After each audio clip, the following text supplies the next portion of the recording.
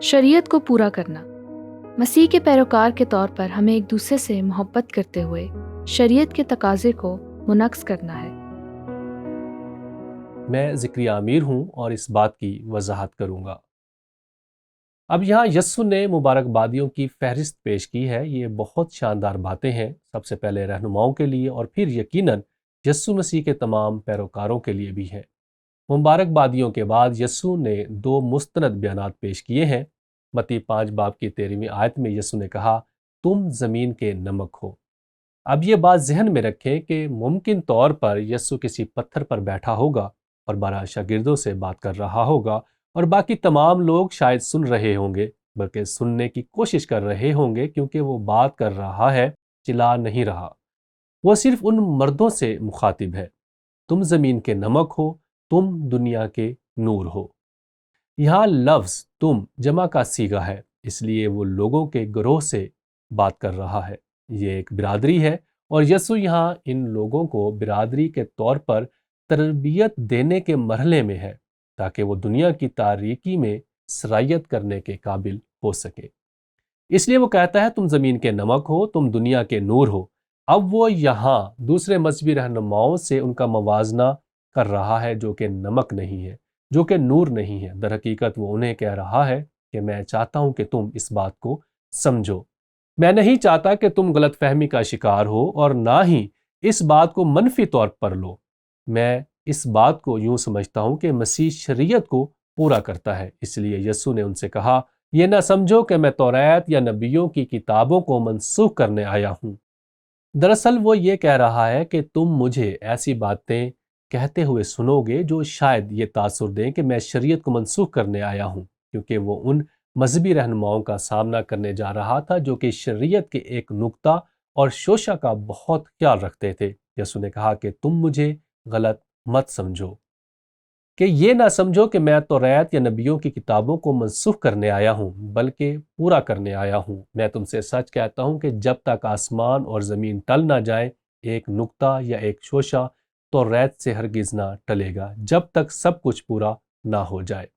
وہ بات جاری رکھتے ہوئے کہتا ہے، پس جو کوئی ان چھوٹے سے چھوٹے حکموں میں سے بھی کسی کو توڑے گا اور یہی آدمیوں کو سکھائے گا، وہ آسمان کی بادشاہی میں سب سے چھوٹا کہلائے گا۔ میں نہیں چاہتا کہ تم جا کر یہ سکھاؤ کہ وہ شریعت کی خلاف ورزی کریں، لیکن جو ان پر عمل کرے گا اور ان کی تعلیم دے گا، وہ آسمان کی بادشاہی میں بڑا کہلائے گا۔ اب ایک لمحے کے لیے سوچیں کہ یسوع نے کیا بات کی ہے۔ حقیقت یہ ہے کہ وہ تمام مرد 3 سال سے پہلے اس بات کو نہیں سمجھ پائیں گے۔ جب یسوع بالا خانہ میں تھا اور یروشلم میں فسح کا کھانا کھا رہا تھا، اور کچھ ہی دیر بعد وہ صلیب پر مصلوب ہونے کو تھا اور تمام دنیا کے گناہوں کے لیے مرنے کو تھا، اور یہ وہ وقت تھا جب اس نے ان رسولوں کے ساتھ روٹی توڑی اور ان کے ساتھ فسح کا کھانا کھایا اور ان کو بتایا، یہ میرا بدن ہے جو تمہارے واسطے توڑا جاتا ہے، یہ میرا خون ہے جو بہایا جاتا ہے۔ اور اسی شام اس نے شاگردوں کے پاؤں دھوئے اور ان کی خدمت کی، اور یہ سب کچھ کرنے کے بعد اس نے کہا، اور اس بات کا تعلق 3 سال پہلے کہی بات سے ہے جو اس نے پہاڑی واز میں کہی تھی، میں تمہیں ایک نیا حکم دیتا ہوں، ایک نیا حکم۔ شاید تمہیں یاد نہ ہو، لیکن 3 سال پہلے اس پہاڑ پر میں نے تم سے کہا تھا کہ میں شریعت کو منسوخ کرنے نہیں آیا بلکہ پورا کرنے آیا ہوں۔ اس نے کہا، میں نے یہ کیسے کیا؟ میں یہ کیسے کروں گا؟ اور تم یہ کیسے کر سکتے ہو؟ میں تمہیں نیا حکم دیتا ہوں کہ ایک دوسرے سے محبت رکھو، جس طرح میں نے تم سے محبت رکھی، تم بھی ایک دوسرے سے محبت رکھو۔ کچھ ہی دیر پہلے اس نے ان کے پاؤں دھوئے تھے اور ان کی خدمت کی تھی، لیکن یہ علامتی طور پر تھا کہ وہ ان کی خاطر مرنے جا رہا ہے۔ اس کے بعد یوحنا رسول نے کئی سالوں بعد یہ لکھا، اس نے محبت کو اسی سے جانا ہے کہ یسوع نے ہمارے واسطے اپنی جان دے دی، اور ہم پر بھی بھائیوں کے واسطے جان دینا فرض ہے۔ اور پھر یسوع نے کہا، اگر آپس میں محبت رکھو گے تو اس سے سب جانیں گے کہ تم میرے شاگرد ہو۔ آپ نے دیکھا یسوع پہاڑی واز میں سادہ الفاظ میں کہہ رہا ہے کہ میں شریعت کو پورا کرنے آیا ہوں، میں اسے کامل طور پر پورا کروں گا۔ کوئی بھی اسے کامل طور پر پورا نہیں کر سکا، لیکن میں اسے کامل طور پر پورا کروں گا، اور دنیا کے گناہوں کے لیے خدا کے برہ کے طور پر اپنی جان دوں گا۔ میں شریعت کو پورا کروں گا۔ اس لیے آپ کس طرح سے شریعت کو پورا کر سکتے ہیں؟ ایک دوسرے سے محبت رکھنے سے، کیونکہ تمام احکامات اور 10 احکامات کا خلاصہ اسی ایک بیان میں ہے، اپنے پڑوسی سے محبت رکھو، خداوند اپنے خدا سے اپنے پورے دل سے محبت رکھو اور پڑوسی سے اپنی مانند محبت رکھو۔ محبت شریعت کی تکمیل ہے، اس لیے یسوع ان کو تیار کر رہا ہے، ان کے لیے بنیاد فراہم کر رہا ہے، کیونکہ انہیں یہ سب سمجھنے میں کافی وقت لگے گا، لیکن یسوع صلیب پر جان دے کر اس کا عملی مظاہرہ کرے گا۔ اور آپ کو یاد ہوگا کہ جب وہ بالا خانے سے نکلا تو وہ قدرون کی وادی کی طرف گیا۔ اس نے چلتے ہوئے ان شاگردوں کے لیے دعا کی، شاید وہ رکا ہو۔ وہ آسمان کی طرف دیکھتا ہے اور تاریکی میں یہ کہتا ہے، میں صرف انہی کے لیے درخواست نہیں کرتا بلکہ ان کے لیے بھی جو ان کے کلام کے وسیلے سے مجھ پر ایمان لائیں گے۔ یہ ہماری بات کی جا رہی ہے کہ ہم اس طرح سے ایمان لائے ہیں۔ یہ ہماری بات کی جا رہی ہے کہ ہم اس طرح سے ایمان لائے ہیں۔ یسوع نے ہمارے لیے دعا کی تاکہ وہ سب ایک ہوں، یعنی جس طرح اے باپ تو مجھ میں ہے اور میں تجھ میں ہوں، وہ بھی ہم میں ہوں اور دنیا ایمان لائے کہ تو ہی نے مجھے بھیجا۔ کیا آپ کو ایک مبارکبادی یاد ہے؟ مبارک ہیں وہ جو صلح کراتے ہیں، مبارک ہیں وہ جو صلح کراتے ہیں۔